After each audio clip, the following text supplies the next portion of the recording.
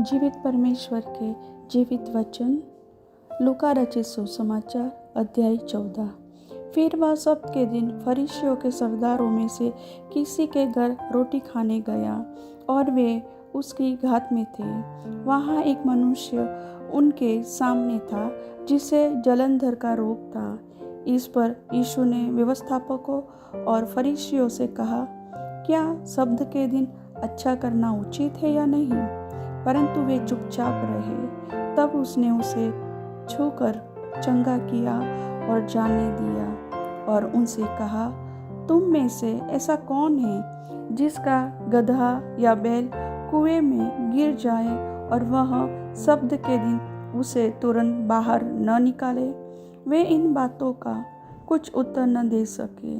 जब उसने देखा कि आमंत्रित लोग कैसे मुख्य जगह चुन लेते हैं, तो एक दृष्टांत देकर उनसे कहा, जब कोई तुझे विवाह में बुलाए तो मुख्य जगह में न बैठना।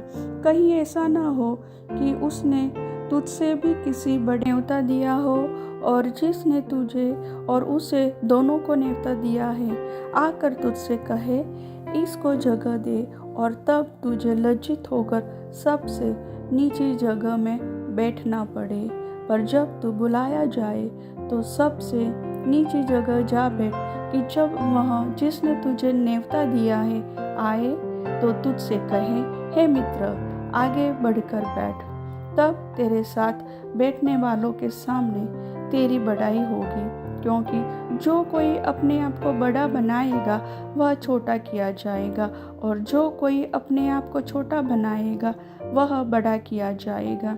तब उसने अपने न्योता देने वाले से भी कहा, जब तू दिन का या रात का भोज करे तो अपने मित्रों या भाइयों या कुटुंबियों या धनवान पड़ोसियों को न बुला, कहीं ऐसा न हो कि वे भी तुझे न्योता दे और तेरा बदला हो जाए। परंतु जब तू भोज करे तो कंगालों, टुंडों, लंगड़ों और अंधों को बुला, तब तू धन्य होगा, क्योंकि उनके पास तुझे बदला देने को कुछ नहीं, परंतु तुझे धर्मियों के जी उठने पर इसका प्रतिफल मिलेगा। उसके साथ भोजन करने वालों में से एक ने ये बातें सुनकर उससे कहा, धन्य है वह जो परमेश्वर के राज्य में रोटी खाएगा। उसने उससे कहा, किसी मनुष्य ने बड़ा भोज दिया और बहुतों को बुलाया। जब भोजन तैयार हो गया तो उसने अपने दास के हाथ आमंत्रित लोगों को कहला भेजा, आओ, अब भोजन तैयार है। पर वे सब के सब क्षमा मांगने लगे। पहले ने उससे कहा, मैंने खेत मोल लिया है और अवश्य है कि उसे देखूं। मैं तुझसे विनती करता हूँ, मुझे क्षमा कर दे। दूसरे ने कहा, मैंने 5 जोड़े बैल मोल लिए हैं और उन्हें परखने जाता हूँ। मैं तुझसे विनती करता हूँ, मुझे क्षमा कर दे। एक और ने कहा, मैंने विवाह किया है, इसलिए मैं नहीं आ सकता। उस दास ने आकर अपने स्वामी को ये बातें कह सुनाई। तब घर के स्वामी ने क्रोध में आकर अपने दास से कहा, नगर के बाजारों और गलियों में तुरंत जाकर कंगालों, टुंडों, लंगड़ों और अंधों को यहाँ ले आओ।